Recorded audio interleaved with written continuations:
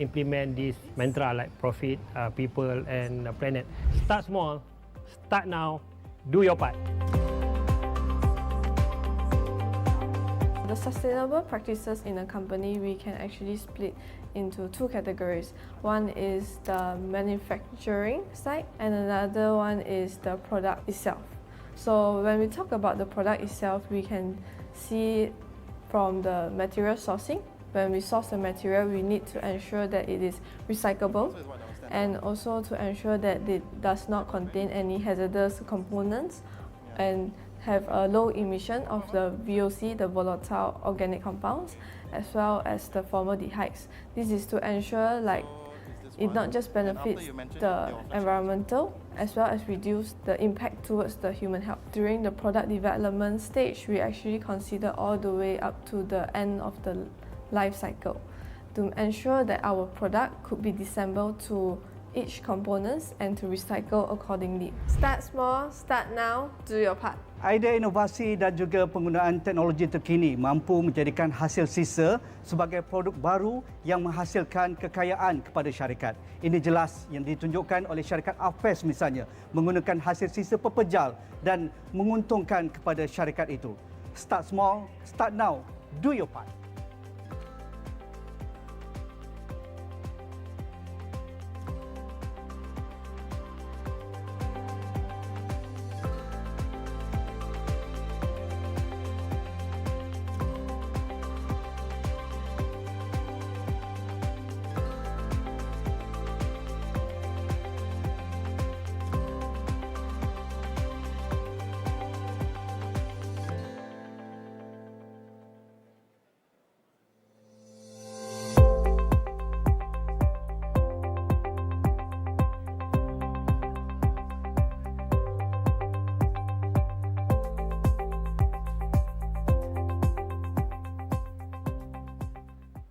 Untuk segmen ini, kita dengar pandangan pakar profesional berkaitan dengan kecekapan ataupun efisiensi.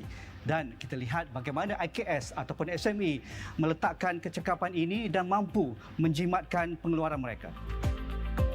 The world now is facing the dilemma, the challenges from climate change, from nature loss, as well as equality and inequity to a certain extent. As part of the society, we all have to work together in addressing these sustainability issues. It is not just the job of the government to handle all these challenges, but I think the role of the society at large, especially the business side, is important in dealing with this. And if you do not do anything about this global warming, then the trajectory, we're saying that by the end of this century, then we will increase the temperature of the globe by 3 to 5 degrees Celsius. Sustainability is not just about the issue with the environment, but it's actually the economic issues that has to be dealt in totality as well.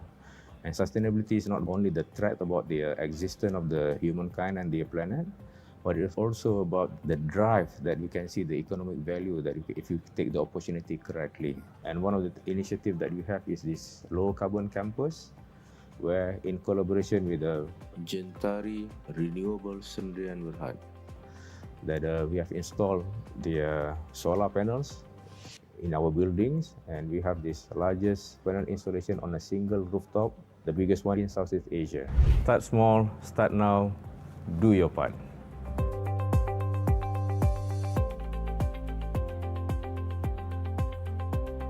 Okay, the company first started with its first product, concentrated rose syrup. Since year 2000, Muhammad Irfan, I took over the company. We did enhancement for products Berhad. We have an extended range of product. Right now we have about 30 SKUs of product. Okay, right now we are going on a solar system.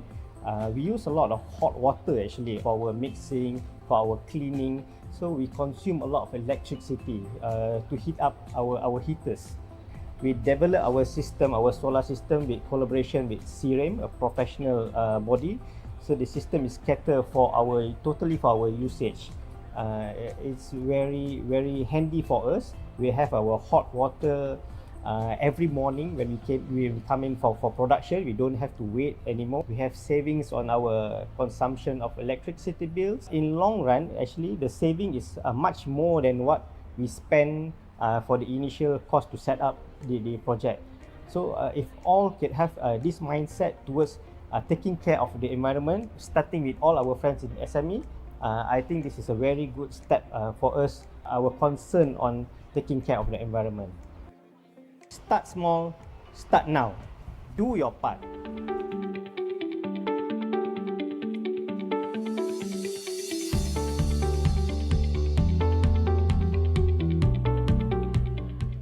Started the company way back in 1993 on October 28.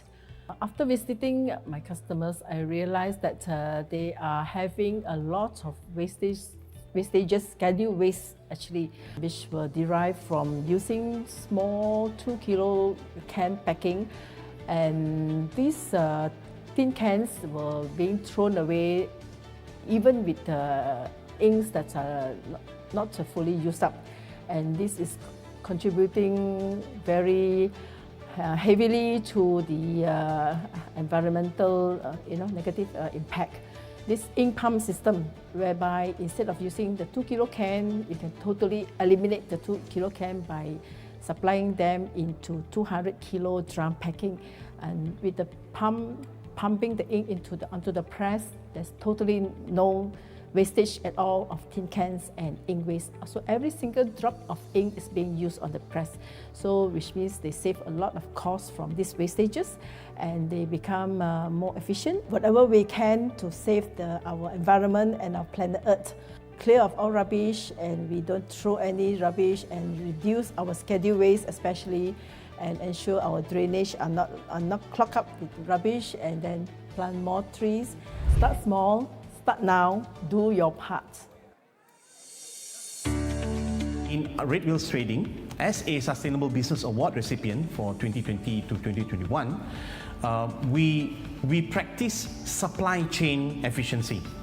Now, we understand as a manufacturer, what we use would be required to be sustainable. In this way, our raw materials like fabric, which are recycled fabrics, recycled raw materials like polyester, we use these raw materials to incorporate into our daily productions. So what we try to do is that we try to incorporate ultrasonic and high frequency technology into the sewing industry. This way we reduce the footprints of even sewing thread and increase efficiencies in terms of productivity output. In this way, if we can reduce our costs in these segments, then the customers will have a lesser burden in terms of the price of the end product. Then they will be more open to buying a sustainable product. Of course, the sustainable efforts are very difficult to achieve, especially as a made in Malaysia manufacturer. All this starts small. It starts from a 1, 2, 3 step. Start small, start now, do your part. Langkah kecil pastinya akan memberikan pulangan yang lumayan pada jangka masa yang panjang. Misalnya dalam aspek kecekapan sumber, misalnya yang ditunjukkan oleh syarikat Amin, memasang panel solar untuk membekalkan air panas kepada kilang pembuatan kordial mereka, dan akhirnya penyematan yang ketara dalam pembayaran bil elektrik mereka saban bulan. Pelbagai instrumen kewangan disediakan oleh pihak institusi kewangan termasuk Bank Negara Malaysia. Start small, start now, do your part.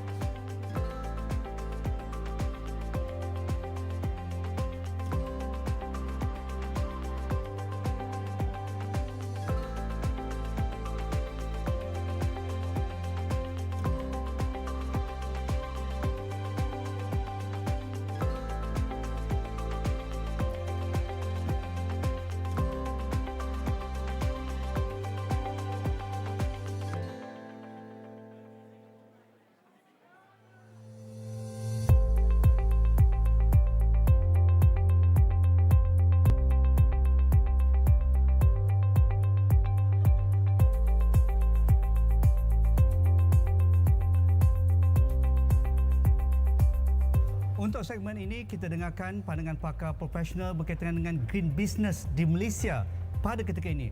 Adakah ekosistemnya sudah lengkap? Dan kita paparkan juga kisah kejayaan beberapa syarikat SME melaksanakan agenda kelestarian dan juga menjana keuntungan dengan model green business mereka. Semua orang tahu ESG merupakan elemen terbaru melibatkan 3 kriteria penting, environment, social and governance. Kita tahu ESG ni adalah keperluan negara dan untuk memastikan bisnes berada pada tahap optimum, mampan, bersaing maju. Semua syarikat memerlukan elemen ESG, which is to create the initiative towards the ESG. Elemen ESG ni antara elemen yang paling penting sebagai salah satu motivation untuk company terus berkembang dan berdaya saing. Start small, start now, do your part. We are energy solution provider to commercial SME sector in terms of supplying low carbon emission gas, namely LNG, CNG, LPG, and our latest product is bio CNG, a green energy that promoting a sustainability energy to the customer. Our business are solely rooted for the sustainable energy and to collaborate with the industrial player to enhance their productivity and profitability. The potential of sustainable energy is enormous in Malaysia. SME should take advantage for Malaysia abundant natural resources and ready talent to accelerate the development of renewable energy. It will take robust company policy and more open engagement to create support to enable development of low carbon emission transition and green technology by strong collaboration across government, SME player and financial institution. It will make a crucial progress for Malaysia to become carbon neutral nation by 2050. Start small, start now, do your part. One of the key elements that we need to actually implement in our design strategy and approach is that part of it is actually taking into consideration of green design, sustainability of the whole entire master plan. One of the key elements is actually having solar power at the roof of the building, which we call crescent roof. The design incorporated solar power, which generate about 750 kilowatts solar power, and having about 4,500 pieces of PV solar panel. One of the key elements in the design of a car park area is that we incorporated our solar design in the car parking area. So it will actually generate about near to 13 megawatts of power. We are driving toward sustainable development growth, which part of the national agenda. Everyone are fighting to make the world a better place. So do we. Start small, start now, And do your part. The aim is to generate new sources of revenue from waste, such as those projects that we are currently involved in.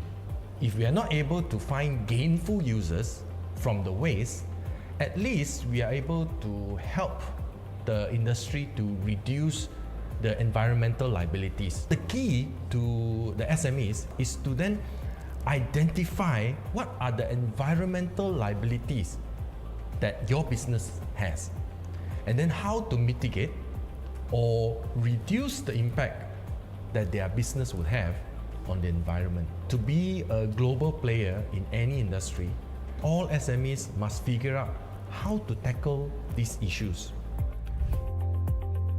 Start small, start now, and do your part. Siapa sangka dengan pelbagai hasil sisa kelapa sawit, keluaran komuniti utama negara mampu menjana seperti tenaga yang diperbarui. Itulah yang dilakukan oleh Green Lagoon Technology dan banyak lagi syarikat di luar sana yang menjana kekayaan baru dengan green business. Start small, start now, do your parts.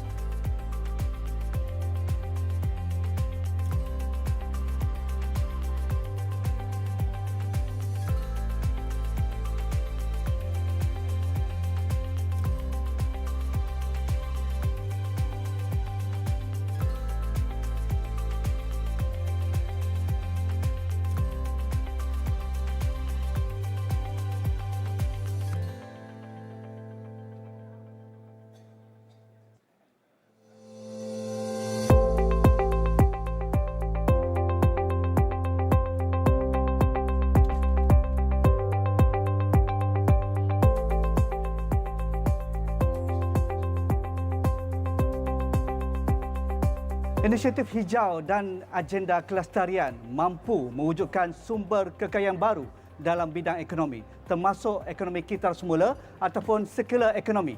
Kita dengarkan pandangan pakar dan kisah kejayaan syarikat SME merebut sumber kekayaan baru ini. Circular economy is about production in the first place and consumption of any products. In today's ecosystem, we try to use a product as long as we want it to be. Plastic is a classic example. Most of our products, packaging, comes in a form of plastic. How many of us are actually taking the plastic seriously, recycling it instead of just throwing it away? So these are part and parcel of circular economy which we have to take cognizance of. And along the chain of the product, we are talking about how we repair the product, how we renovate the product, how we reuse the product as long as possible until the final stage of the product cannot be reused anymore. The longer we can recycle the product, the better is the environment, the lesser carbon we are introducing to the environment. So this is one of the examples where all of us can help, where the circular economy is concerned. Start small, start now, do your part. Most of our products are circular in nature. Like for example, our main product in erosion control, we use 3 main agriculture substrates. That is paddy straw, palm fiber, coconut fiber, and also other geosynthetic materials. What we do is that when this paddy straw has been harvested, we collect the paddy straw, we send to our factory in Sekinchan, we produce this erosion control blanket, will be used to cover erosion as an erosion control blanket at hill slopes. Later on, this blanket will act as a erosion control blanket. After hydroseeding, it will grow and the grass will establish. Therefore, at the end, there's no more residue because the blanket is made of 2 layers of photodegradable netting together with agriculture substrate that is paddy straw. We are glad to be in the business of green in nature. Not only that we are making profit, we are also saving the Mother Earth. Embracing ESG amongst all companies is very crucial. By adopting ESG, it's not only that you improve the company image, it's also at the long run, it will give profitability to the company. Start small, start now, do your part. We established the company in 2013. Our business focus on environmental business. We have a few sectors in our business. The first one is infrastructure cleansing. We are focused on maintenance for infrastructure like port, airport, the highways. The second one is waste solution. We have cycling, recovery. The third one is waste management facility. The waste normally going to landfill, right? So we offer a few facilities like incinerator, waste to energy, food waste, we convert it become gas and protein. We also have plastic, we convert it to fuel. This is our sustainability complex, consists of 2 segments. The first one is fixed facility, inovasi kita semula. And the second one at the back is IRF, integrated recycling facility. So we can see around 500 ton waste a month we divert from going to landfill. We can work with people to convert waste become wealth. For FS, we start implement this mantra like profit, people and planet. Start small, start now, do your part. The sustainable practices in a company, we can actually split into 2 categories. One is the manufacturing side and another one is the product itself. So when we talk about the product itself, we can see from the material sourcing. When we source the material, we need to ensure that it is recyclable and also to ensure that it does not contain any hazardous components and have a low emission of the VOC, the volatile organic compounds, as well as the formaldehydes. This is to ensure like it not just benefits the environmental as well as reduce the impact towards the human health. During the product development stage, we actually consider all the way up to the end of the life cycle to ensure that our product could be disassembled to each components and to recycle accordingly. Start small, start now, do your part. Idea inovasi dan juga penggunaan teknologi terkini mampu menjadikan hasil sisa sebagai produk baru yang menghasilkan kekayaan kepada syarikat. Ini jelas yang ditunjukkan oleh syarikat Afes misalnya, menggunakan hasil sisa pepejal dan menguntungkan kepada syarikat itu. Start small, start now, do your part. Individual. Actually both lah. Okay, let me just take a picture.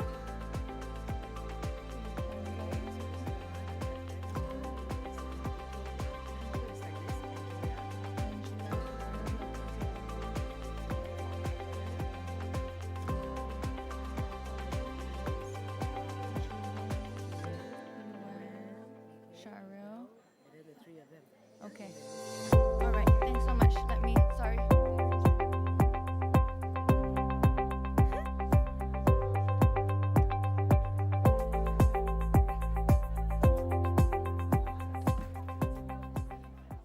Untuk segmen ini, kita dengar pandangan pakar profesional berkaitan dengan kecekapan ataupun efisiensi.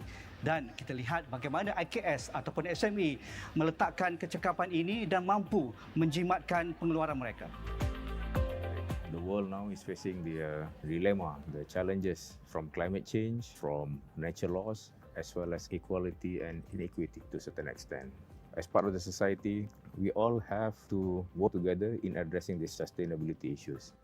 It is not just the job of the government to handle all these challenges, but I think the role of the society at large, especially the business side, is important in dealing with this. And if you do not do anything about this global warming, then the trajectory, we're saying that by the end of this century, then we will increase the temperature of the globe by 3 to 5 degrees Celsius. Sustainability is not just about the issue with the environment, but it's actually the economic issues that has to be dealt in totality as well. And sustainability is not only the threat about the existence of the humankind and the planet, but it's also about the drive that we can see the economic value that if you take the opportunity correctly. And one of the initiatives that we have is this low carbon campus, where in collaboration with the JC3 Renewable Sendirian Berhad, that we have installed the solar panels in our buildings, and we have this largest panel installation on a single rooftop, the biggest one in Southeast Asia. Start small, start now, do your part. Good morning. Good morning. I'd like to invite everyone to be seated. The minister has arrived. He is in the holding room, so we'll be starting in a short while. Thank you for your cooperation. Since year 2000, I, Muhammad Irfan, I took over the company. We did enhancement for products Berhad. We have an extended range of product. Right now, we have about 30 SKUs of product. Okay, right now we are going on a solar system. We use a lot of hot water actually for our mixing, for our cleaning. So we consume a lot of electricity to heat up our heaters.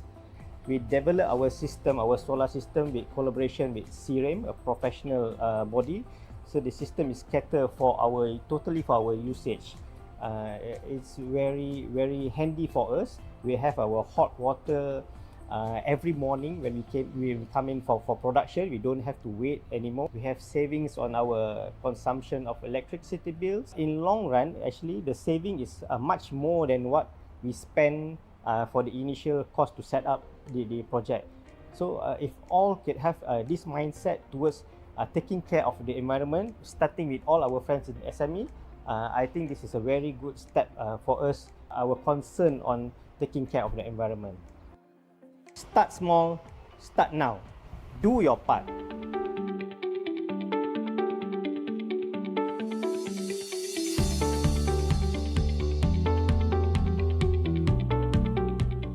I started the company way back in 1993 on October 28.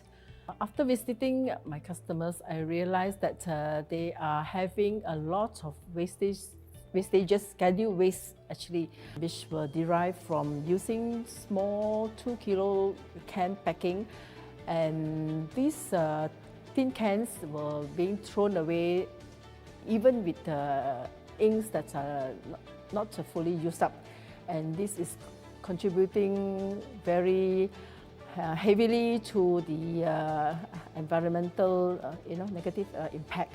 This ink pump system, whereby instead of using the 2 kilo can, you can totally eliminate the 2 kilo can by supplying them into 200 kilo drum packing. And with the pumping the ink onto the press, there's totally no wastage at all of tin cans and ink waste. So every single drop of ink is being used on the press. So which means they save a lot of cost from these wastages and they become more efficient. Whatever we can to save our environment and our planet Earth. Clear of all rubbish and we don't throw any rubbish and reduce our schedule waste especially and ensure our drainage are not clogged up with rubbish and then plant more trees. Start small. Start now, do your part. In Red Wheels Trading, as a Sustainable Business Award recipient for 2020 to 2021, we practice supply chain efficiency. Now, we understand as a manufacturer, what we use would be required to be sustainable. In this way, our raw materials like fabric, which are recycled fabrics, recycled raw materials like polyester. We use these raw materials to incorporate into our daily productions. So what we try to do is that we try to incorporate ultrasonic and high frequency technology into the sewing industry.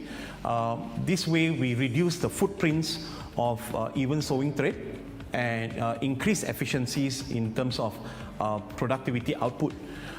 In this way, if we can reduce our costs in these segments, then the customers will have a lesser burden in terms of the price of the end product. Then they will be more open to buying a sustainable product. Of course, the sustainable efforts are very difficult to achieve, especially as a made in Malaysia manufacturer. All this starts small. It starts from a 1, 2, 3 step. Start small, start now, do your part. Langkah kecil pastinya akan memberikan pulangan yang lumayan pada jangka masa yang panjang. Misalnya dalam aspek kecekapan sumber, misalnya yang ditunjukkan oleh syarikat Amin memasang panel solar untuk membekalkan air panas kepada kilang pembuatan kordial mereka dan akhirnya penyematan yang ketara dalam pembayaran bil elektrik mereka saban bulan. Pelbagai instrumen kewangan disediakan oleh pihak institusi kewangan termasuk Bank Negara Malaysia. Start small, start now, do your part.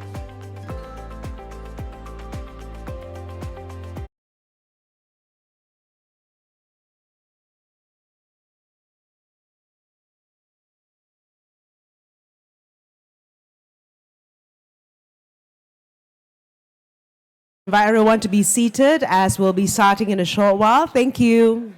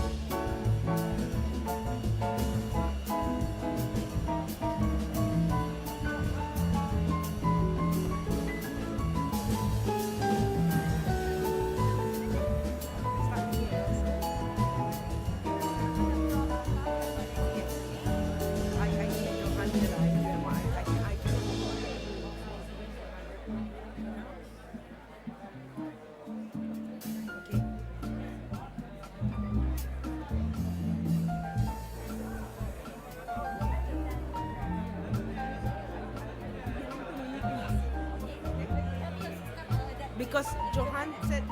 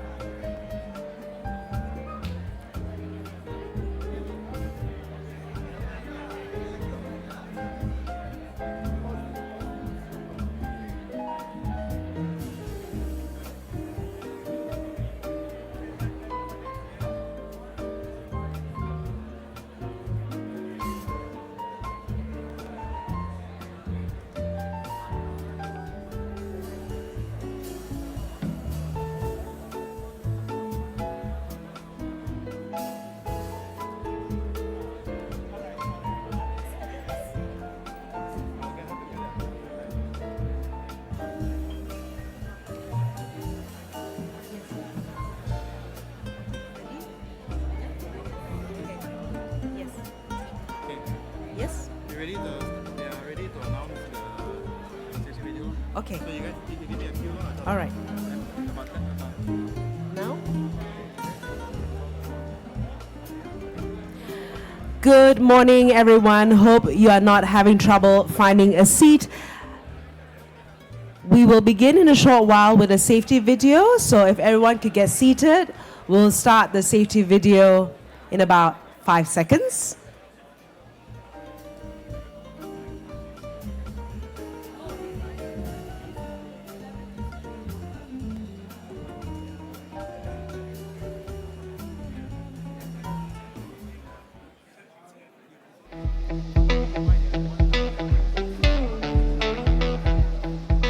Welcome to Sasana Kijang,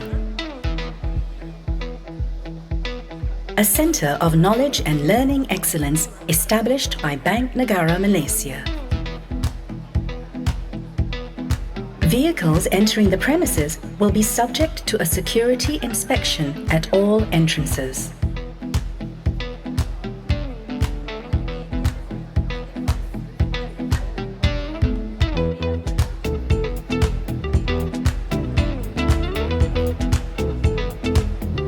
All guests are required to walk through the metal detector as part of the security requirements.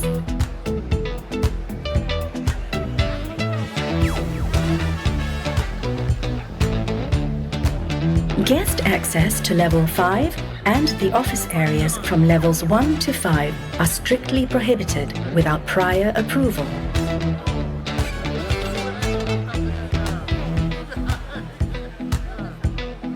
Sasana Kijang is a Wi-Fi enabled area. Please contact the event owner for the Wi-Fi password.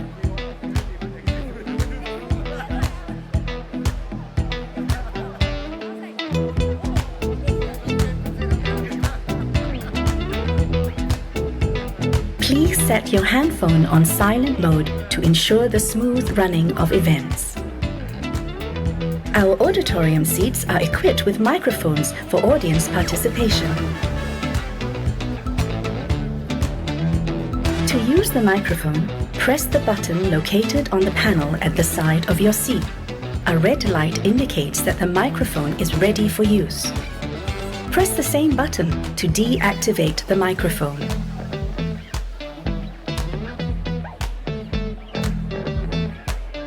Smoking is strictly prohibited indoors. Should you wish to smoke, please proceed to the designated smoking areas. In case of an emergency, please remain calm and follow the directions of the safety officer. In the event of a fire or bomb threat, immediate evacuation is required.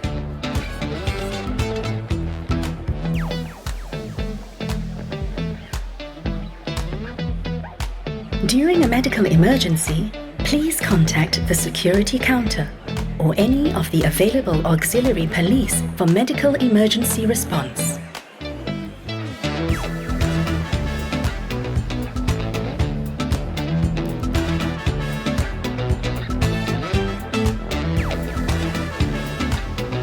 Thank you, and we hope you enjoy your experience at Sasana Kijang.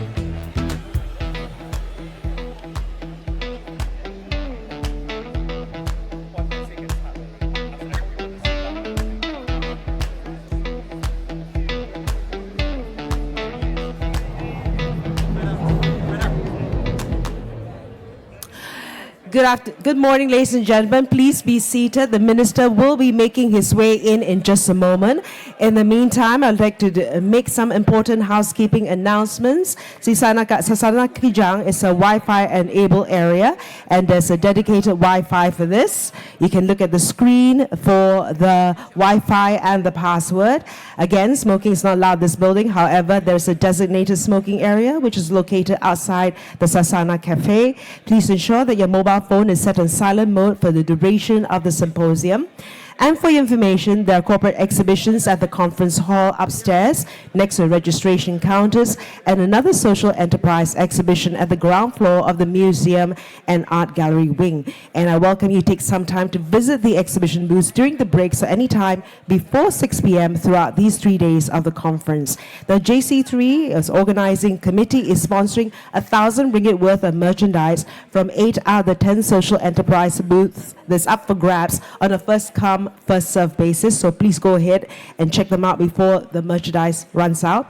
You can of course still purchase them. And today's conference is co-organized by HSBC Amana and proudly sponsored by Maybank, SMBC, UOB, PNB Paribas Bank and Asset Management, IFC, MBSB, Bank Islam, CIMB Islamic and Prudential. It is also made possible with the collaborative efforts of the delegation of EU to Malaysia, British High Commission Kuala Lumpur, AICB, SIDC, Capital Markets Malaysia, IBFIM, and EY. And we'll be starting in a moment.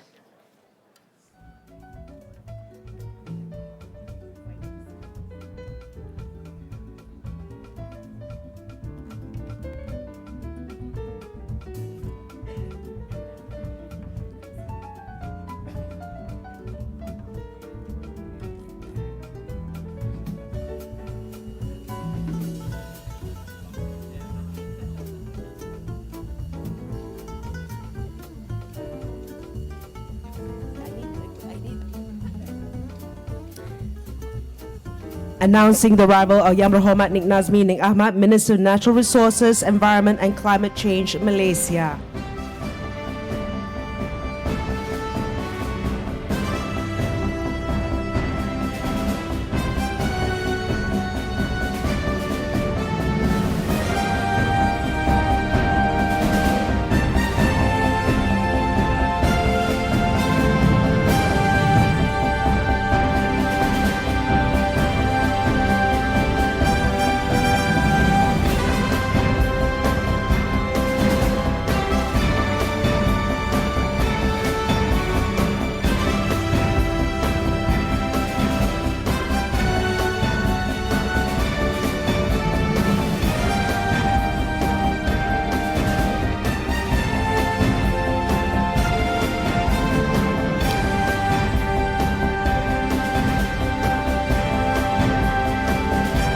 Good morning. Yang Berhormat Nik Nazmi, Minister of Natural Resources, Environment and Climate Change, Malaysia. Yang Berbahagia Dato' Abdul Rashid Abdul Ghaffur, Governor of Bank Negara Malaysia. Yang Berbahagia Dato' Sri Dr. Awang Adik Haji Hussein, Chairman of Securities Commission Malaysia. His Excellency Michaelis Rokas, Ambassador and Head of the EU Delegation to Malaysia. Mr. David Wallace, Charge d'Affaires Deputy High Commissioner at the British High Commission in Kuala Lumpur. Yang Berbahagia Dato' Jessica Chew Cheng Lian and Encik Adnan Zailani, Deputy Governor, Bank Negara Malaysia. Yang Berbahagia Dato' Kamaruddin Hashim, Managing Director, Securities Commission. Distinguished guests, ladies and gentlemen. Good morning, selamat pagi, and welcome to the JC3 Journey to Zero Conference 2023. My name is Rita Liu, and I'll be your host for this conference. Ladies and gentlemen, this conference is organized by the Joint Committee on Climate Change, or JC3, which is co-chaired by Bank Negara Malaysia and Securities Commission Malaysia. JC3 was established in 2019 to pursue collaborative actions for building climate resilience within the Malaysian financial sector. It serves as a platform to propel financial institutions' readiness and capacity in mitigating climate-related risks and in developing new and innovative financial solutions that will spur the transition to a low-carbon economy.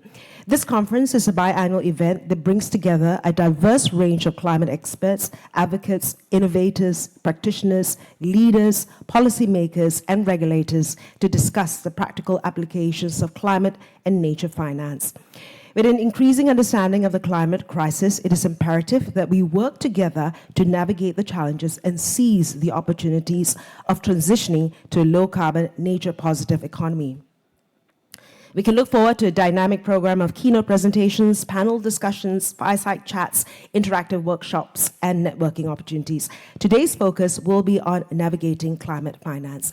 Let's begin today's session with welcoming remarks from Dr. Abdul Rashid Abdul Ghaffar, the Governor of Bank Negara Malaysia. A round of applause.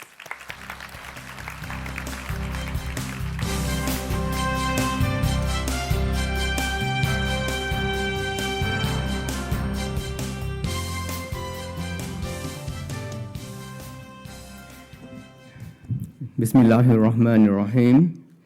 Yang berhormat Tuan Nik Nazmi Nik Ahmad, Minister of Natural Resources, Environment and Climate Change. Yang berbahagia Datuk Seri Dr. Awang Adik Haji Hussein, Chairman Securities Commission Malaysia. His Excellency Michalis Rokas, EU Ambassador to Malaysia. Mr. David Wallace, Charge d'Affaires, British High Commission, Kuala Lumpur. Distinguished guests, ladies and gentlemen, Assalamualaikum and a very good morning. Let me extend a very warm welcome and selamat datang to all present this morning at Sasana Kijang and for those joining us virtually as well.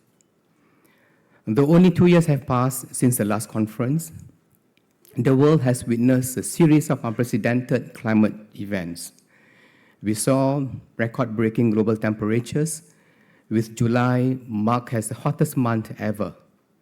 The United Nations has even declared the start of the era of global boiling, with a 98% chance that the world will experience a new temperature record at least once in the next 5 years. Ladies and gentlemen, today's event is about the climate, but allow me to start by saying a few words about the economy. The world we occupy is indeed challenging. Decisions and events miles away can affect our shores, leading to external shocks facing our economy today. Despite this, the Malaysian economy is resilient and growth remains forthcoming. Advanced estimates show the economy growing by 3.3% in the third quarter compared to 2.9% the last quarter. While we are currently experiencing weakness in global demand and the tech down cycle, domestic demand is holding up very well. More recent indicators are already showing signs of recovery, and looking ahead, we expect the global economy to improve. The initiatives to strengthen Malaysia's economic structures, including transitioning towards a greener economy, will certainly provide additional impetus to business activities and employment opportunities. As a highly open economy, the exchange rate is a very important relative price affecting many aspects of the economy. With growth gaining momentum, steady disinflation, a current account surplus, and a strong banking system, current ringgit movements appear to be more heavily influenced by global events and certainly do not reflect our economic fundamentals. I want to emphasize strongly that Malaysia's economy today is resilient, notably in terms of our economic fundamentals, robustness of our financial sector, and depth of our financial markets. Let me also stress that the bank remains committed to deploy necessary measures to ensure that the ringgit adjusts in an orderly manner and businesses continue to be facilitated. We have been in the markets, and we will, when needed, continue to be in the market. All of this underscores the importance of building buffers and the urgency to continuously pursue reforms to increase the resilience of our economy and to build a better world. More than ever, climate change is hitting closer to home, and issues affecting the climate and economy are increasingly connected. To illustrate, the heat wave and dry spells that lasted for weeks have raised concerns about food production, water scarcity, and harm to people's health. Farmers in Perlis and Kedah, Malaysia's own rice bowls, are among those hit the hardest. it is estimated that Malaysia's economy could lose 5.9% of its GDP by 2030 due to heat-related productivity loss. At the other extreme, Malaysia also grapples with excessive rain and floods that impact the people and their economic well-being. Within less than a decade, Malaysia has witnessed nearly 500,000 climate-related displacements, and by 2030, about 25% of Malaysia's population could be displaced due to the impacts of climate change. Ladies and gentlemen, navigating the seas of climate change is complex and requires all hands on deck to rally together. A whole-of-nation as well as a whole-of-world approach is crucial to build a greener, more sustainable and resilient world. With growing urgency to act, the government is taking concrete actions to provide policy clarity on the country's transition path. This is laid out in the key policies announced recently, including the National Energy Transition Roadmap and the new Industrial Master Plan, a climate legislation, long-term sectoral pathways, and nationally determined contributions roadmap, and the national adaptation policy that are also underway would further help us navigate these uncharted waters. Within the Malaysian financial sector, the Joint Committee on Climate Change, or JC3, has become a key focal point for collective climate actions. Through its growing network of collaborative partnerships, its outreach of actions continue to extend across all pivotal facets of the economy, providing tools and resources, stewardships and advocacy for climate action. These have supported implementation of the Climate Change and Principle-Based Taxonomy, or CCPT, by financial institutions, better disclosure by businesses in line with the TCFD recommendations, and strengthening of climate risk management and practices. The JC3, in collaboration with the value-based intimidation community of practitioners, also promote further integration and alignment of the CCPT with the VBI Financing and Investment Impact Assessment Framework, or the VBIF sectoral guides. The third cohort of the guides will be issued by end of this year. Recognizing the need to bridge critical data gaps in climate and environmental risk-related information, a major deliverable by JC3 was the publication of the Climate Data Catalogue. Since its issuance a year ago, the JC3 has further expanded the data catalogue, which now includes close to 400 credible data sources. This enhanced data catalogue, alongside other tools and resources, are now accessible on the new JC3 website being launched today. SMEs form another important component in the climate equation and are a key focus of JC3 agenda. It is encouraging that 60% of SMEs see the strengthening ECG practices can increase business opportunities and create long-term value. However, only 28% of SMEs have adopted elements of ESG practices in their business. To support SMEs transition, an SME focus group was recently formed under JC3 to bring together multiple initiatives focusing on SMEs to improve coordination and engagement with partners and industry bodies. The focus group will actively pursue measures to build technical capability, improve access to financing via mechanisms such as guarantees, and reduce the cost of transition in coordination with key stakeholders within the ecosystem. As part of efforts to scale up transition finance, the JC3 has rolled out the Greening Value Chain, or GVC, pilot program. The program has effected change for more than 80 participating SMEs within the supply chain of 4 corporates. These SMEs have begun to measure their GHG and identify emission initiative areas within their operations.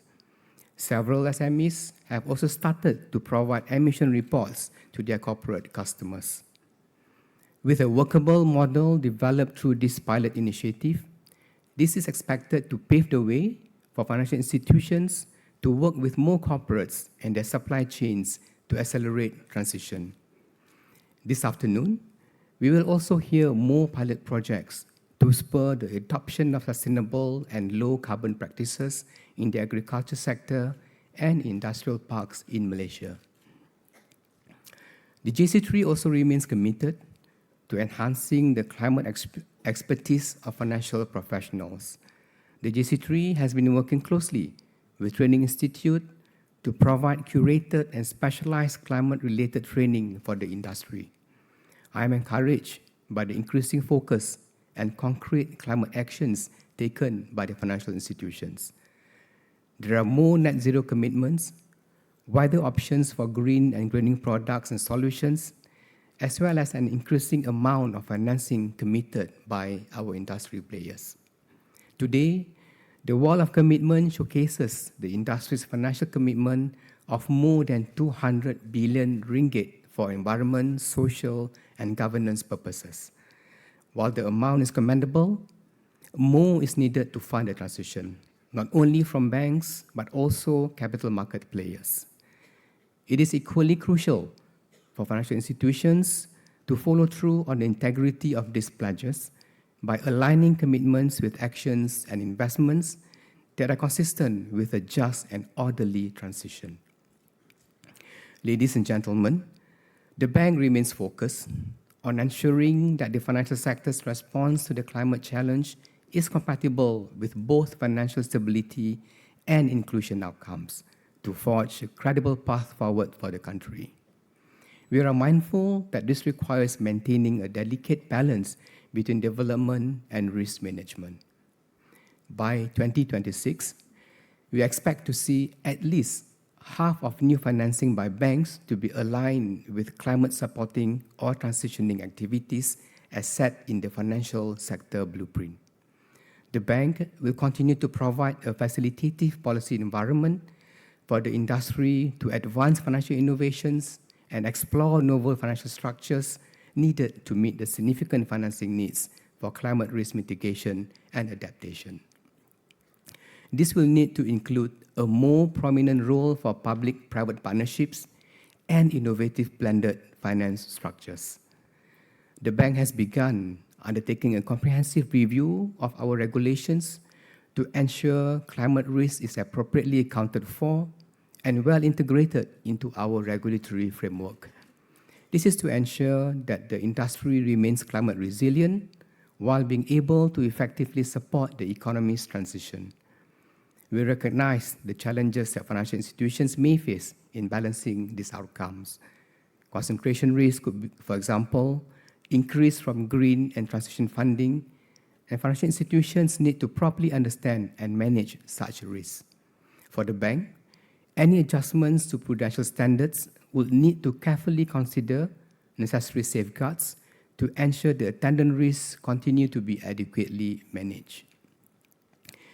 As financial institutions take more concrete steps in climate action, managing the trade-offs inherent in crafting credible transition plans and allocating capital that aligns with the net zero trajectory will be all important. In support of this, the bank is working to develop guidance and transition plans to promote alignment between financial institutions' business and risk strategies, their public commitments on climate goals and national plans, while safeguarding against the risk of greenwashing. Financial institutions must also consider the specific needs of clients in their transition plans. This should address the financing and capacity need of businesses in hard-to-abate sectors, including SMEs within the supply chain. With this, we can achieve an inclusive transition that prevents substantial economic disruptions and safeguards the livelihoods of workers. The availability of high-quality, reliable, and comparable climate-related data remains high in our list of priorities. We remain committed to tackle frictions surrounding climate data reporting. In areas where there are still data gaps, we will work closely with relevant ministries, agencies, and committees at the national level through the JC3 to improve the availability and accessibility of climate-related data. In addressing climate risk, we cannot neglect the increasing threat on nature and ecosystem services, and the interconnectedness of climate and nature-related risks. A study by the Bank and World Bank indicated high dependency and exposure of Malaysian banks' lending portfolio to ecosystem services. This underscores the dependencies between nature and the economy. The bank will work closely with industry players to approach nature and biodiversity loss pragmatically by building and expanding on existing climate and the VBI work. Ladies and gentlemen, I believe the case for climate is no longer in question. The financial industry has made good strides to rise to the challenge, but much more is needed, both to close pre-existing gaps and to move us meaningfully forward. We know the perils of complacency and the rewards of climate action. The clock now ticks urgently for our response. Sir David Attenborough, who graciously participated in our last conference, once said, "If working apart we are a force powerful enough to destabilize our planet, surely working together we are powerful enough to save it." With that note, thank you for your attention.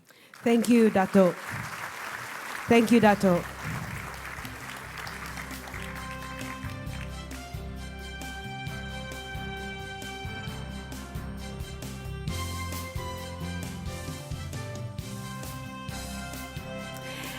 Let's now welcome on stage Dato' Sri Dr. Awang Adik Haji Hussein, the Chairman of Securities Commission Malaysia. Dato' Sri.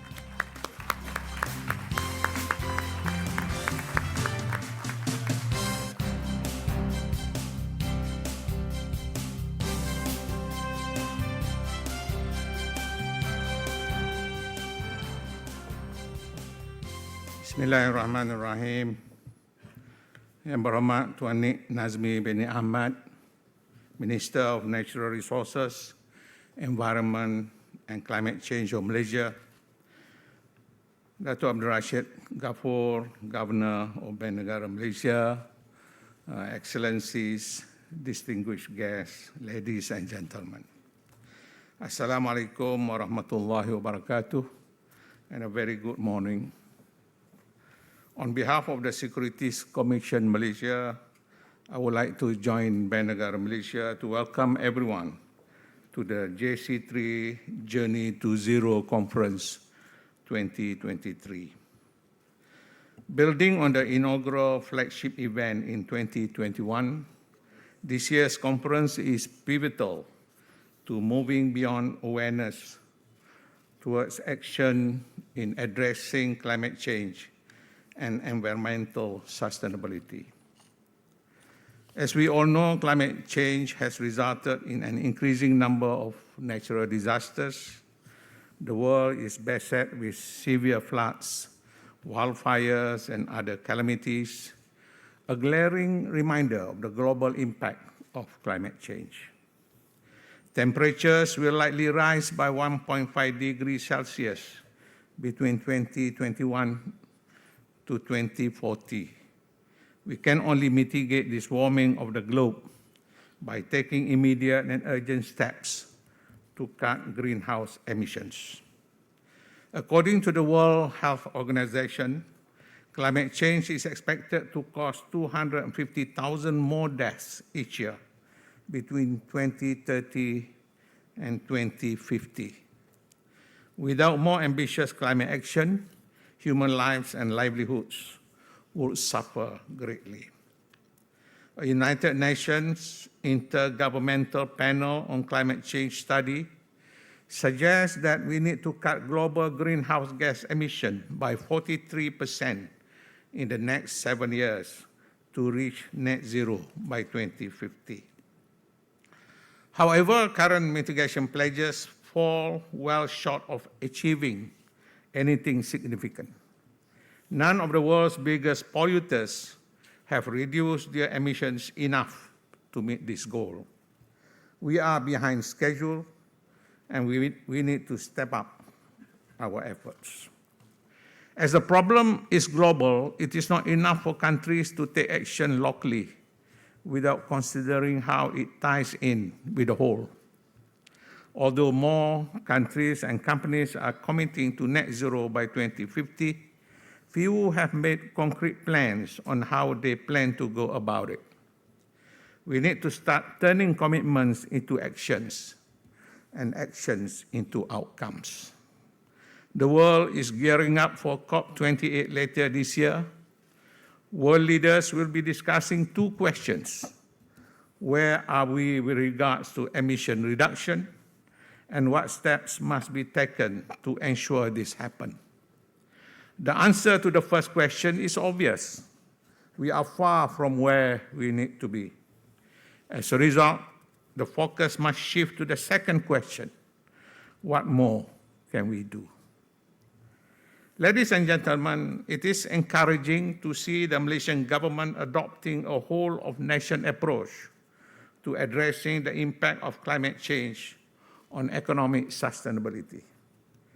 The relevant ministries have released roadmaps and master plans which outline the country's sustainable development strategies and priorities. Considering the huge financing requirement, the financial sector, particularly the capital market, must continue to facilitate financing and investments in these key areas to support the government's priorities.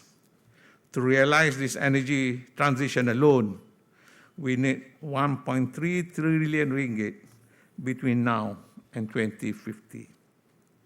The capital market should be ready to facilitate fundraising and investments to achieve sustainability and climate goals. The SC has paved the way for sustainability from 2011 with Sustainable and Responsible Investment (SRI). When Sustainable and Responsible Investment (SRI) was embedded in the Capital Market Master Plan (CMP2) as a key growth strategy. Under CMP3 and the SRI roadmap, the SC continues to develop a robust SRI ecosystem in Malaysia. This includes introducing innovative capital market products to meet the diverse needs of business and investors. Since the NC introduced the SRI Sukuk framework in 2014, almost 21 billion ringgit of SRI Sukuk has been issued, with more than 20% raised to finance renewable energy projects. With the introduction of the SRI-linked Sukuk framework last year, the Malaysian capital market has a complete suite of frameworks to help companies tap into the Sukuk market, not just for financing green, social, and sustainability projects, but also for transition purposes. For smaller scale financing, equity crowdfunding, ECF, and peer-to-peer P2P financing platforms have helped SMEs reach untapped investor pools. These channels are also cheaper, faster, and more convenient. As of June, over 9,000 MSMEs had raised over 5.4 billion ringgit through ECF and P2P financing, with some going towards green projects. Last year, the SC introduced the SC by SC Grow to encourage wider adoption of financial technology, fintech, in agriculture so that the country's food security agenda can be better met. As sustainable investments continue to grow, a more systematic classification system is also needed to facilitate comparability and their alignment with environment, social, and sustainability goals. The SC introduced the principle-based SRI taxonomy for the Malaysian capital market at the end of last year to achieve this. We are now working on the next iteration of the SRI taxonomy that will provide greater guidance to the industry. Last week, the ASEAN Capital Market Forum, ACMF, in Bali, endorsed the ASEAN Transition Finance Guidance and an initial report on the overall state of development of voluntary capital markets in ASEAN. This report was developed under the SC's co-chairmanship of the SCMF Sustainable Finance Working Group. The SCMF also endorsed a handbook to facilitate the cross-border offerings of ASEAN sustainable and responsible funds. These initiatives mark the continued commitments of ASEAN securities regulators to develop a sustainable capital market in the region. I urge the capital market industry players in Malaysia to take advantage of the various initiatives that have been introduced in Malaysia and ASEAN and step up their efforts in championing sustainable finance. Ladies and gentlemen, to facilitate fundraising, disclosure and reporting will be important.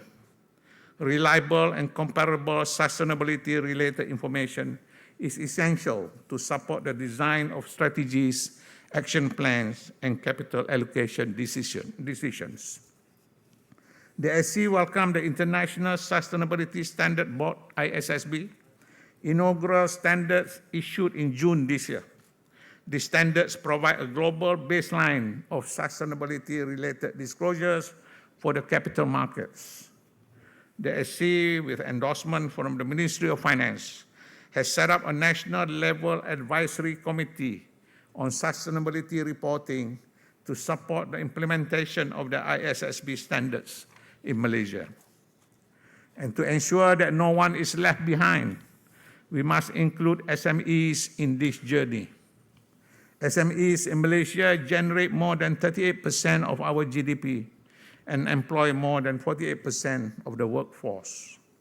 This makes them critical players in realizing the nation's sustainability agenda. SMEs are faced with growing pressure to measure and manage the ESG risk, particularly those that are part of the global supply chain. To help SMEs adopt sustainability reporting, Capital Markets Malaysia, an affiliate of the SC, launched the Simplified ESG Disclosure Guide for SMEs in supply chains last week. This guide provides practical, structured guidance on the ESG disclosures expected of SMEs within the supply chains. Ladies and gentlemen, in closing, I would like to reiterate that our planet is facing an unprecedented challenge, one that demands urgent and concerted effort from all nations, industries, and individuals.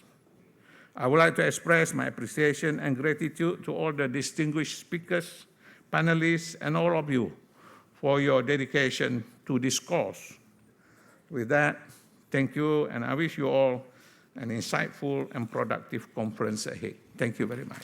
Thank you to our chairman, Dr. Sri Dr. Awang Adik Haji Hussein of the Securities Commission Malaysia.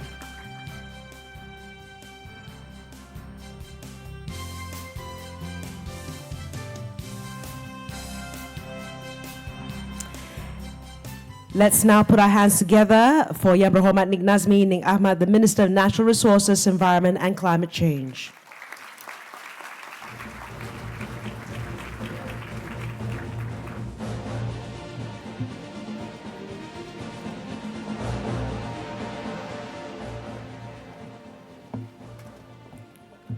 Bismillahirrahmanirrahim.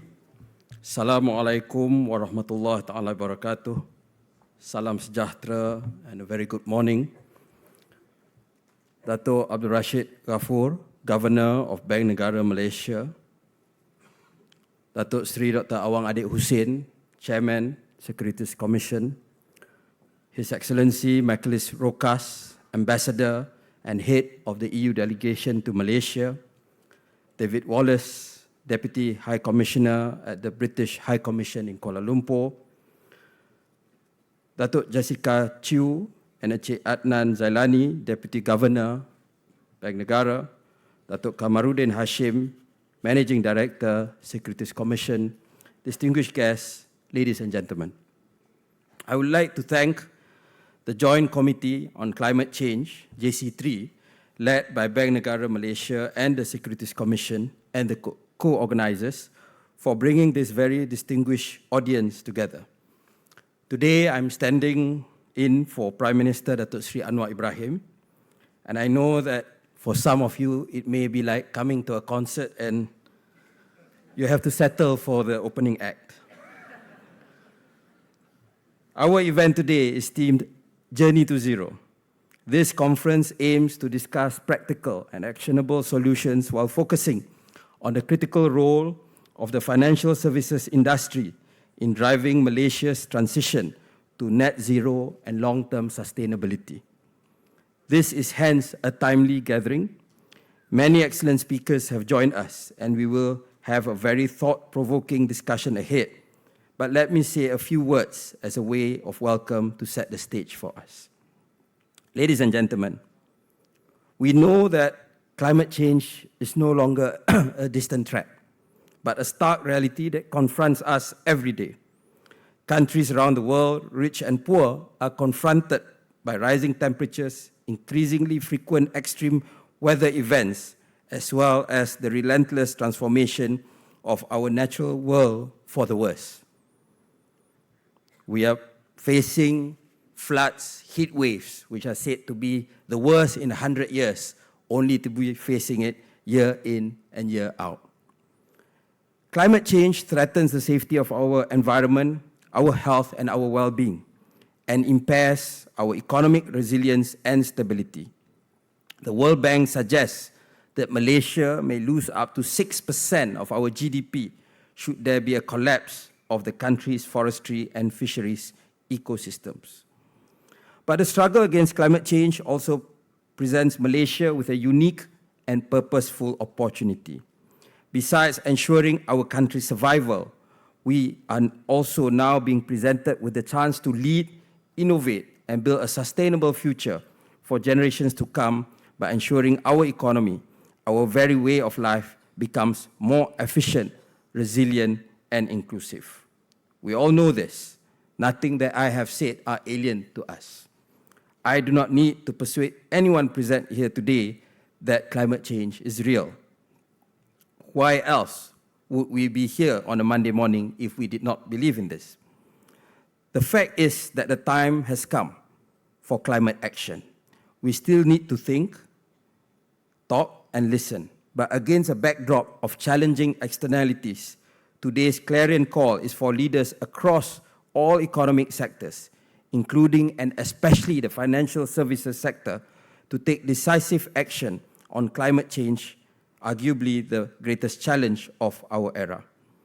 As custodians of capital and investment, financial institutions play a significant and pivotal role in shaping our current and future world, and hence it is imperative for the financial sector leaders to wield their market influence to address and mitigate the climate crisis.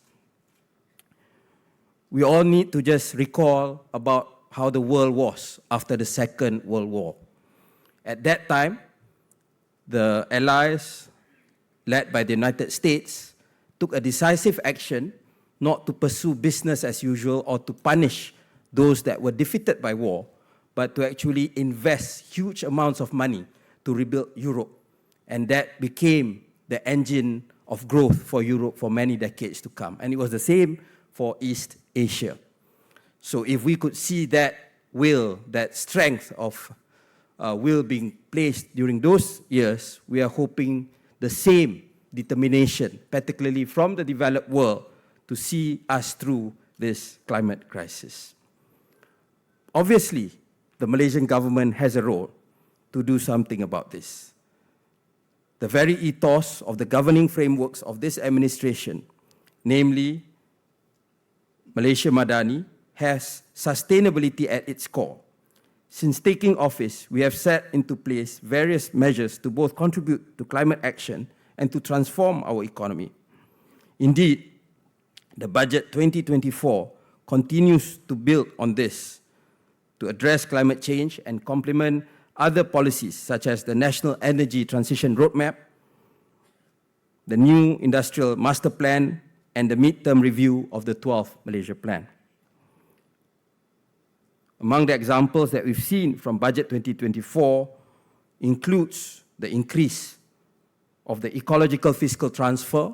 It was 70 million ringgit in the previous year, When the new Prime Minister came in, he increased it to 150 million ringgit for this year, and for next year is 200 million ringgit. There's also a new program, the Biodiversity Sukuk, which we are working on, valued up to 1 billion ringgit to help the states to replant their dilapidated and degraded forests. It's always nice when your ministry gets more funding.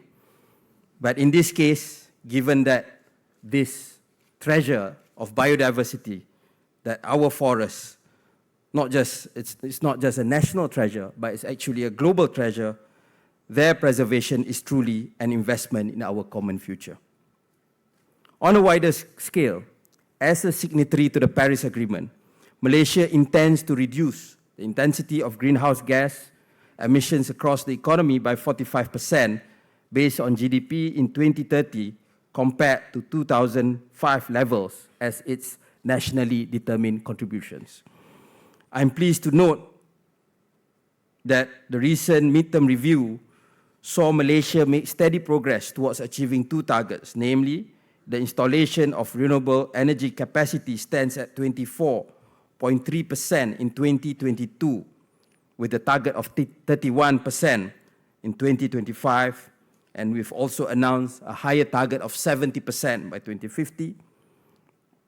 And secondly, the recycling of household waste stands at 33.2% in 2022, with a target of 40% in 2025.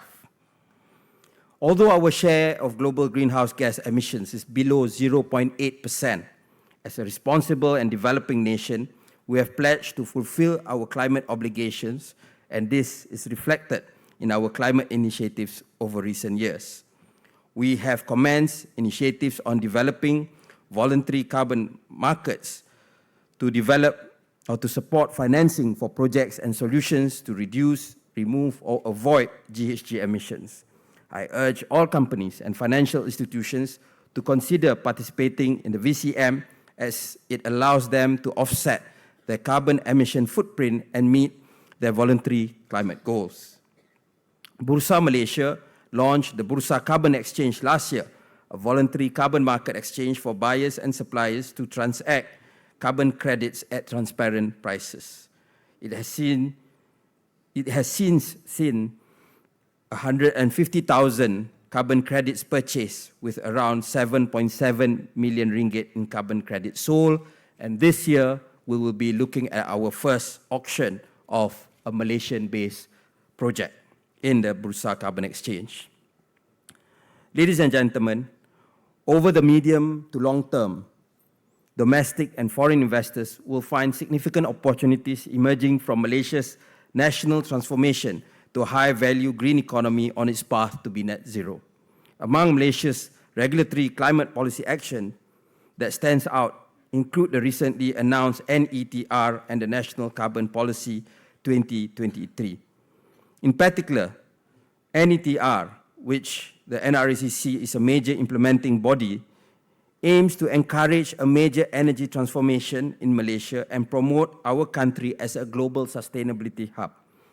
The NETR's 6 levers, comprising 10 flagship catalyst projects, are anticipated to reduce GHG emissions by 10 million tons per year, as well as generate business opportunities in energy efficiency, renewable energy, hydrogen, bioenergy, green mobility, carbon capture, utilization, and storage, CCUS.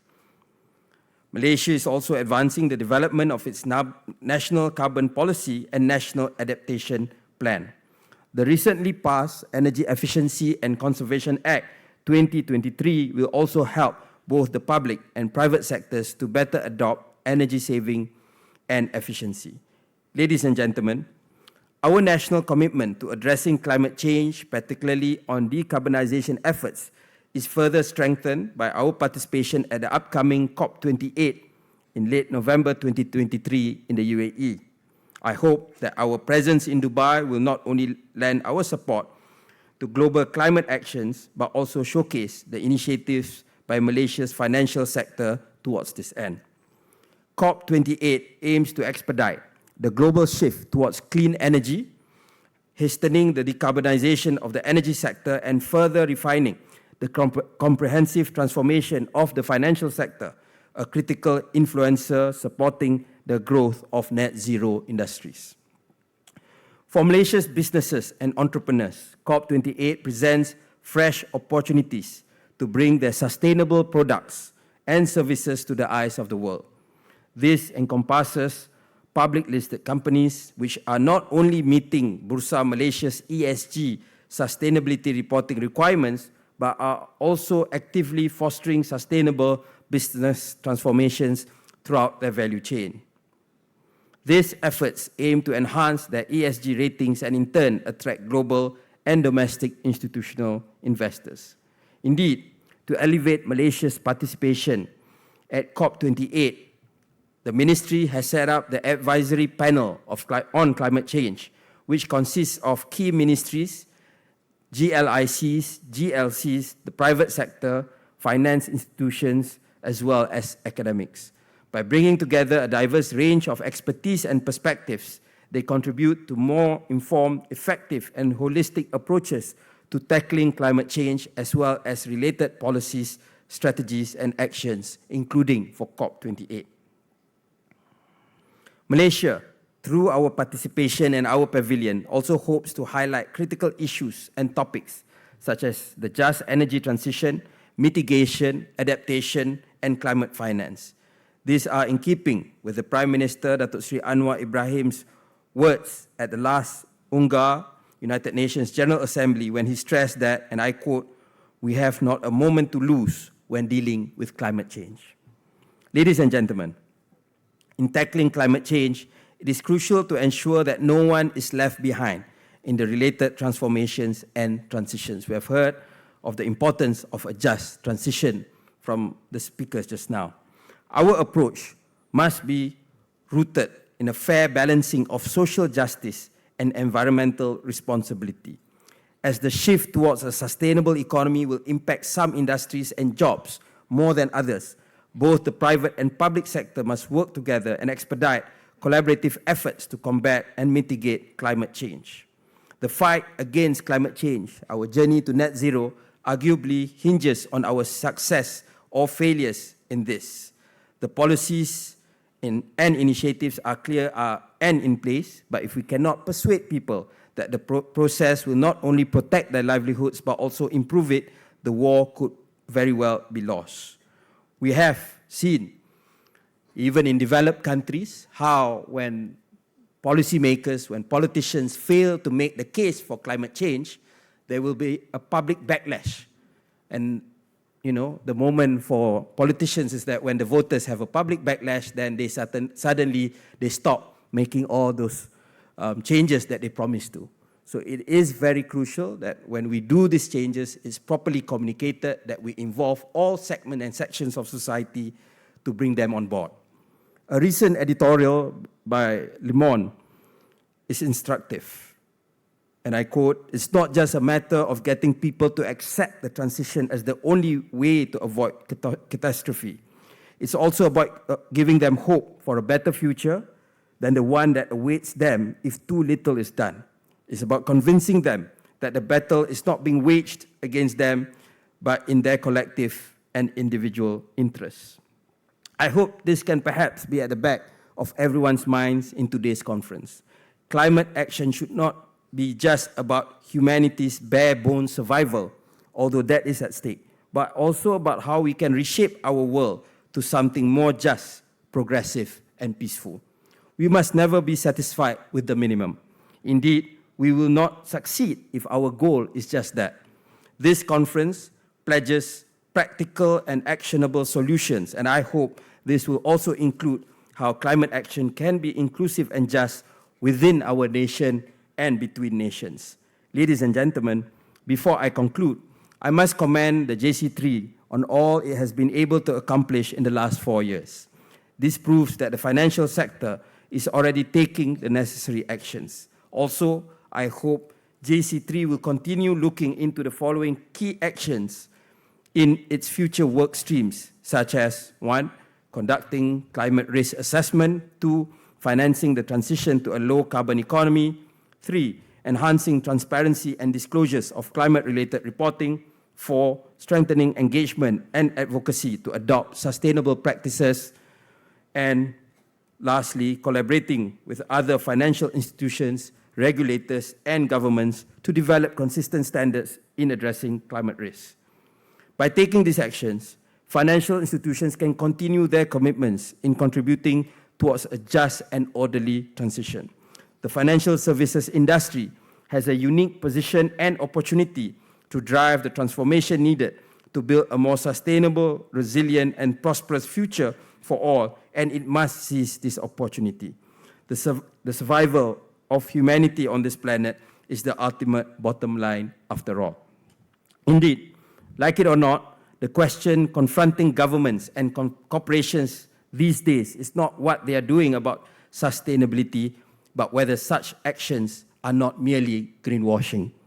And so, gatherings like this must not only address what must be done, but also how to ensure our actions are credible and are viewed as such.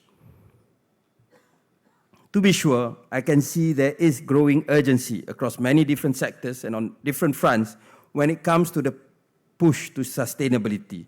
I think what can get us over the line is deeper and more concentrated efforts. For instance, ensuring sustainability takes root across the supply chains of our various industries. This is not an easy task, but if it can be done credibly and deeply, and this is where ESG can help, it might just be what is needed to win the credibility argument. This too is perhaps something we can talk about later today. Let me conclude with a familiar slogan.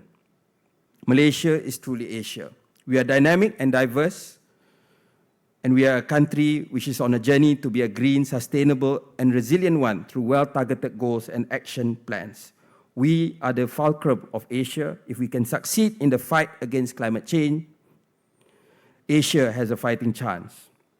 Malaysia's national policymakers and most stakeholders clearly recognize the imperative of addressing climate change. I likewise believe that there is a stronger awareness and commitment from companies of all sizes to work towards reducing their carbon footprint. What is needed is to maintain this momentum and translate it to positive action. Let us seize this opportunity. The time for action is now, and the financial sector must lead the way in addressing climate change. As another famous saying goes, we do not inherit the earth from our ancestors, we borrow it from our children. Thank you very much, and I wish you all the most productive conference ahead. Wabillahi taufiq wa hidayah. Wassalamualaikum warahmatullahi ta'ala wabarakatuh. Thank you, YB, for your words. We'd like you to remain on stage and also to be seated as we start with our opening panel. I will now begin the opening panel on investing in climate resilience, the true costs and long-term benefits. To moderate the session, please help me welcome Ms. Melissa Idris of Astro Awani, and also to welcome up on stage to join the Minister, His Excellency Mikalis Rokas, the EU Ambassador to Malaysia, Mr. David Wallace, Charge d'Affaires, British High Commission, Kuala Lumpur, and Dr. Marjun, President, Institute of Finance and Sustainability, who will be joining us virtually. Over to you, Melissa. Thank you, Frida Liu, friend and former colleague. Good to see you again. Hello, everyone. Good morning. Gentlemen can take your seats. Hi. Good morning, everyone. Good morning. Wow. A participatory room. Thank you for that. It's really good to be here. I'm thrilled to be here today. As Frida mentioned, my name is Melissa Idris. I am a journalist and anchor at Astro Awani News Network, where I host the talk show Consider This, and the future is female. And it's the future is female. Thank you. Yes, thanks. Oh, sporting crowd. So I just want to share a little bit. So it's my intention here today to engage in thoughtful and informed conversation, and I hope that all the conversations and the insights and discussions today, everything from this panel to the following panels to the coffee breaks and lunch and dinner, all of the conversations that you will have today will in some small way help shape our collective path to a more sustainable, more resilient future together. So I really encourage you to be part of that conversation. Please participate actively, passionately, with curiosity, ask questions, ask your own follow-up questions to any of the perspectives that you hear today or in other panels. So you have the QR code for questions on Slido. You also have little mics. So go ahead and ask questions. Any follow-up questions, I will call out during the session. So, having said that, I want to thank our panelists today for being so gracious in wanting to come and share your insights today. And I'm going to kick things off with Minister Nick Nazmi. I know you've been talking for about 10-15 minutes, so maybe a sip of water and we'll continue talking. I want to get you to maybe begin a little bit with, so you mentioned in your opening speech some of the different but complementing policies, the National Energy Transition Roadmap, the National Industrial Master Plan, the 12th Malaysia Plan, all of these different plans, they're great. But I'm curious to understand, what is the government's thinking when you're mapping out Malaysia's transition plan? What were the key considerations? What were the trade-offs that gave you pause in mapping out Malaysia's transition? I'd like to understand better. Thank you, Melissa. I think when Malaysia started our path in industrialization in the 70s and 80s, we approached it like any other country in the region, whether it was Korea, Taiwan, Japan, Singapore, by focusing on building a low-cost industrial base. Low-cost, low-wage industrial base. So we heavily subsidized the utilities for industries. They came and they opened their factories here. We also heavily subsidized the utilities for the ordinary citizens with blanket subsidies so that these industries can pay low wages. So that was the model that it was, and we are inheriting that model until today. So we have to find a way to move forward because that is certainly not sustainable. Why people say, why is EV adoption so slow in Malaysia? It's so slow because we have cheap fuel, right? So I think that is where we need to start that own internal just transition within Malaysia, the shift to what Prime Minister calls targeted subsidies in the budget. He has talked about how this year alone, our subsidies have reached 81 billion ringgit. From a budget of 388 billion, 81 billion goes to subsidies. So I think we need to be able to make that transition. It is a challenge. We've started with the electricity sector. That was the first paper on my entry when I became a minister. We started that for the first January cycle with the industries and for the commercial sector, and then with the highest consumers among households. So we need to educate the public that a lot of the things that we are consuming is not at market rate.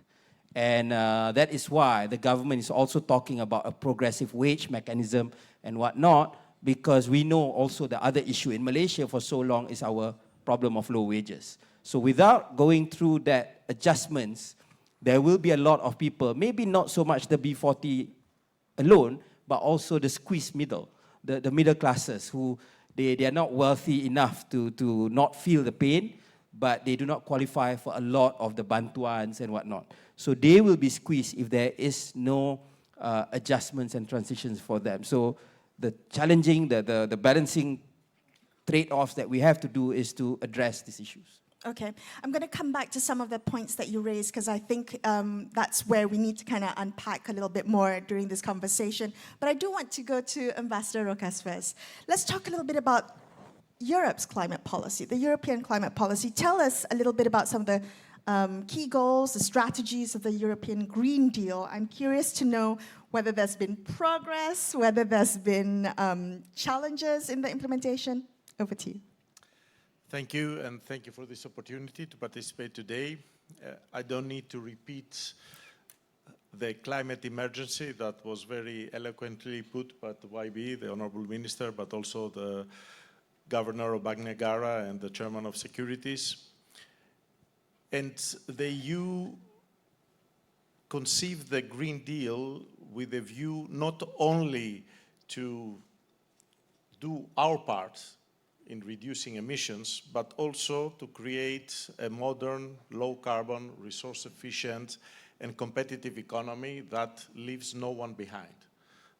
We do not want any one of our citizens to be losing by this transition. So we conceived the European Green Deal, which actually aims first and foremost to achieve 55% of carbon emissions by 2030, compared to our 1990 levels. And in order to do so, we need to legislate, give generous transition periods, enhance education, bring the industry on board, and of course mobilize funding. So we are very active on the legislative front, but also we have decided to put close to 700 billion euros for the next 6 years to support, on the one hand, our industry, but also to make sure that the ones who are going to be losing by this transition, they are not left behind, and there is re-education and there is new skills that are developed, because the economic model, it is there, it is put, and we are certain that we can go ahead. So this is a little bit how is the Green Deal, and actually I'm very impressed by the blueprints here in Malaysia, because if you see our parts of all what it contains, and we see Malaysia's blueprints and national plan, they match very much so. I think we are just more advanced by legislating and bringing the industry on board. And then you mentioned CBAM. It's one of the tools. We have the EU deforestation, which have been extensively debated in this country, and we have worked together to make sure that Malaysia is not going to lose out whatsoever by the implementation. The same is CBAM. CBAM, it is one of the tools of the Green Deal, and actually what it aims is to prevent carbon leakage, meaning that we do not want to create an economy where we allow EU industry to relocate somewhere else where the carbon standards are less stringent, and then by consequence to import to the EU carbon high-intensity products. So this is what is conceived to do. And obviously, this is a tool that is going to be, it's already in force. It has a transition period of 3 years, and actually we are consulting extensively with our partner countries to have a smooth implementation and that nobody will be taken by surprise. Okay, we're going to go deeper into the Carbon Border Adjustment Mechanism, CBAM, as Ambassador mentioned, a little later in the conversation. First, I want to go to Dr. Majun. Dr. Ma, are you there? Oh, there you are. Yes, I'm here. Can you hear me? Yes, loud and clear. I don't know whether you can see, but this is a good-looking room, Dr. Ma, and they're listening intently to you. Thank you so much for joining us today. Let's begin our conversation today with maybe some insights or an overview as to China's specific climate goals and strategies to transition to a low-carbon economy. What has been your assessment in terms of whether there's been progress, whether there's been challenges? Maybe you can begin there, Dr. Majun. Thank you, Melissa, and I should also thank the Central Bank of Malaysia for inviting me to join this very important discussion. Now, back to your question on China's carbon neutrality agenda. I'll talk about this in two aspects. One is the real economy aspect, one is the financing side.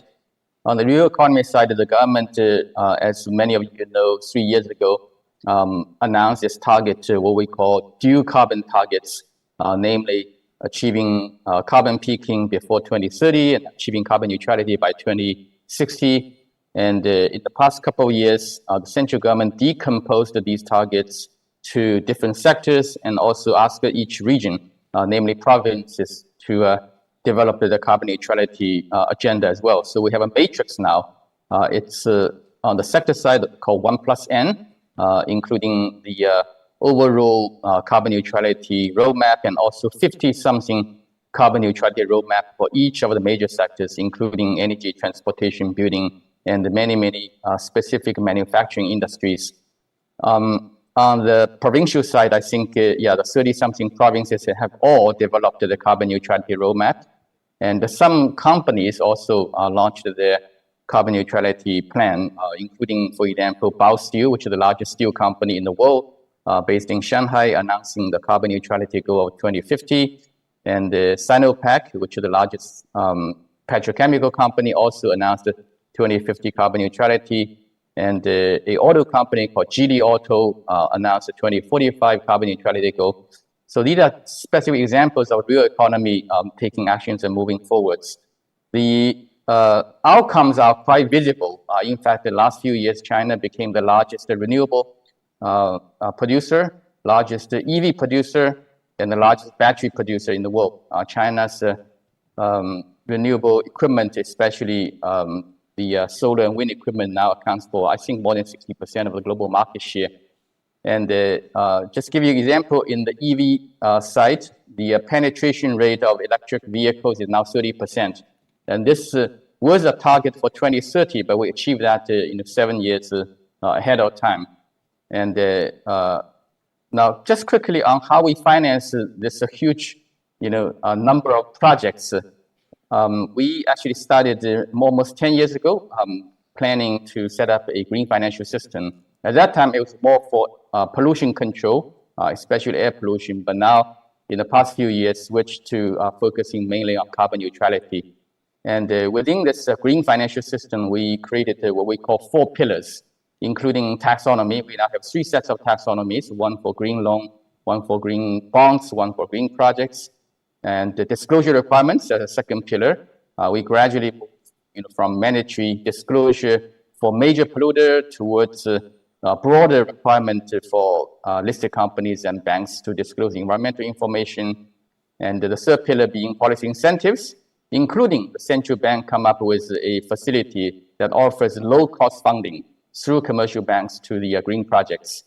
And also the products sort of a pillar, which now includes green loans, green bonds, green ETF, green funds, green insurance, and also the carbon markets now is playing a major role in the green financial system. Now, just to give you a few numbers on the size of the green finance markets in China. As of now, the green lending market is with outstanding amount of 27 trillion RMB. This is the largest green lending market in the world. And our green bond market with outstanding amount of 1.7 trillion is now the second largest green bond market. But still, I think a lot of gap and challenge ahead. We're going to continue to refine the taxonomy by moving towards not only green taxonomy, but also transition taxonomy to facilitate funding towards transition activities in high carbon intensive sectors. And also, we're moving towards more incentive for transition projects, namely making transition finance more bankable. And also, we're beginning to look at how to integrate the just transition elements into the green financial system. Wonderful. Back to you, Melissa. Thank you so much, Dr. Majun. We're great to hear about the advances in the green financial system. We'll touch more on that, but we want to know a little bit more about the UK. So David, tell us about the UK's climate goals, some of the hiccups that it may have had along the way, but the progress that it's made so far. Thank you, Melissa, and thank you to Bank Negara and the Securities and Exchange Commission for the invitation today. To talk about the change that's happened in the UK, let me paint a little bit of a picture. So I grew up in Scotland in the 1980s, and the area was on the coast of East Lothian. This is links territory, lots of golf courses, more golf courses than supermarkets in that area. But everywhere in the 1980s around there, the fossil fuel industry was to be seen and felt. My village had an open-cast coal mine in it. There was a coal power station on the coast, which dominated the views for lots of the links golf players. And the transition was being made at that point to gas powered homes, so moving to gas central heating. That was the 1980s. That was fossil fuel time for us. But things have changed really dramatically. In that same area, off the Forth, last week, a large wind farm, Seagreen, had full capacity, 1 gigawatt being produced. That coal power station is no longer to be seen. The coal mine, of course, as well. Things have changed a lot. What has also, that's not a one-off, that wind farm. 2 weeks ago, the first power came from what will be the world's largest wind farm at Dogger's Farm. It was also came online and came into the UK. UK has now moved to the point where we have the world's largest offshore wind farm. We have the world's second largest offshore wind farm. We have the world's third largest offshore wind farm, and fourth and fifth as well. So this is a real big change from a fossil fuel world to one where offshore farms are really powering the UK. And the Minister, I believe, saw one of these when he visited the UK some time ago. So that's a big change. And maybe I just bring out 3 things which were ingredients to that change to make it happen. The first one is legislative framework, then governance structures, and then infrastructure development as well. So legislative framework, we have a Climate Change Act, which sets a very clear legally binding framework for what we need to achieve to get net zero by 2050. And there are a number of incremental steps that we need to meet to get to that, 2030 and 2035 as well. And this is very important for investment as well, because it creates that business confidence. It creates that fact that you have, you know, that when the government changes, there's not going to be a change in this approach as well. There's a cross-government, cross-party consensus behind that too. Second, and linked to that, is governance structures. So UK has a climate change committee, which is a really effective way of, you know, among other things, one of the elements brings in independent assessments, independent experts to provide advice to government. Government still has to make the decisions, sure, but has that as the background. And the last thing I'd say is in infrastructure development too. So there's lots of ways in which this change needs that infrastructure. One of the most important for us has been changes to the electricity grid. When you move from having a lot of stable load into the grid to moving to ones where you have a lot of variable infrastructure from solar and from wind, you have to have an advanced technical development in the grid, electricity grid, and that's been a big part of what the UK has been doing, which enable us to have now 42% renewable energy in our grid. But that's something which we need to advance and keep moving on, because as we move to increase that further, we need to develop that even more, and we will do, and talk to Malaysia about that as well. And that creates a framework, we think, for the sorts of changes that we've seen and to the changes that we need in the future as we move to more EVs and more heat pumps and new areas of industry. Okay, so getting that energy transition right. Let's circle back to some of the points that were raised in their opening remarks here. I want to pose this question to you, YB Nazmi, in reference to what Ambassador Rokas mentioned about the carbon border adjustment mechanism. So with CBAM, what is Malaysia's stand when it comes to dealing with CBAM? Do you anticipate Malaysian companies having issue or trouble in facing challenges adapting to CBAM? And also, how can the government help? How would the government support businesses in navigating this, the impact of this policy or any future policies similar to it? Okay, thank you. Yeah, I mean, definitely we do get complaints, we do get views from, particularly from SMEs. I like to say that SMEs, most of them can't afford to have a chief sustainability officer. So for them, they find that it's quite challenging when there are newer rules that come into place that they have to abide to. But the reality is Malaysia has always been a trading economy. We don't have a big domestic market. The way we succeed in the past has always been by actively playing our part in the trading world. And as a result, when a bloc like the EU or even other countries come up with higher levels of green regulations and whatnot. I think the best approach for us is to assist these companies. And at the same time, you know, when we are trying to look at how we can have mechanisms in Malaysia itself, one is to put more and more renewable energy supply. Then, you know, our companies can tap into it. We want to have, we are developing our voluntary carbon market for offsets. The Ministry of Finance is now working on the carbon tax, for example.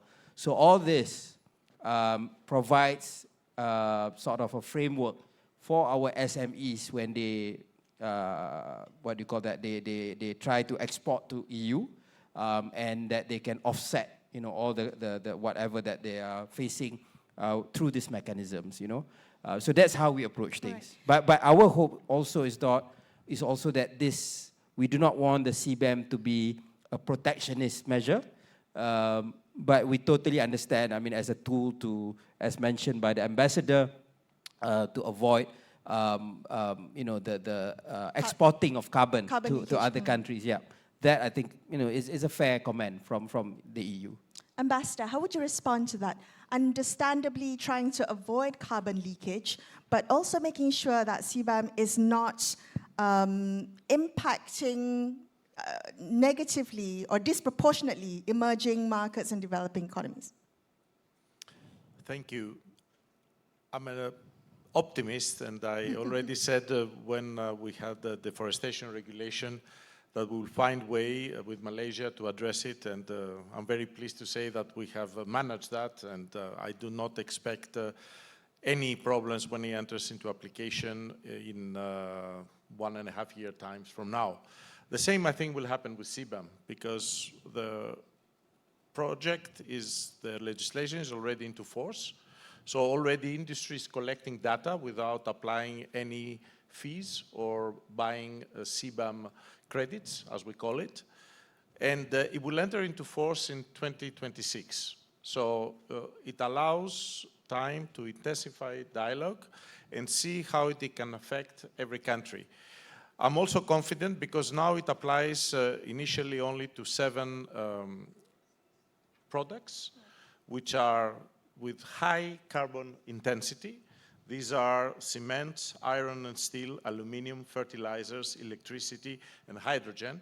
So they do concern not SMEs, but big companies and GLCs that they have more capacity.